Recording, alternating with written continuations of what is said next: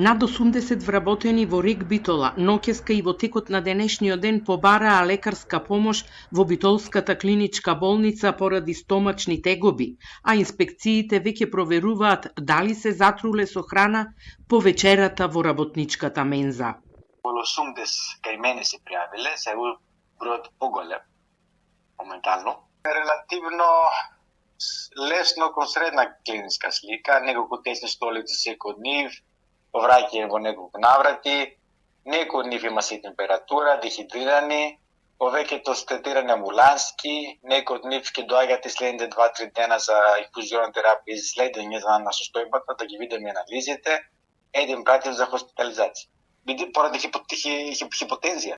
Комбинатот пак демантираше дека има масовно труење, откако локалната организација на СДСМ објави дека половина од вработените во рудникот денеска не се појавиле на работа, тврдејќи дека се затруја од оброкот синоќа.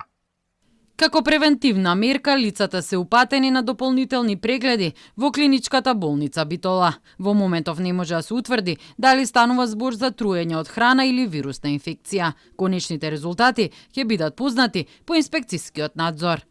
Кујната во РИК Битола беше повторно отворена во септември минатата година, по долгогодишна пауза, а со неа управува Есама Молика.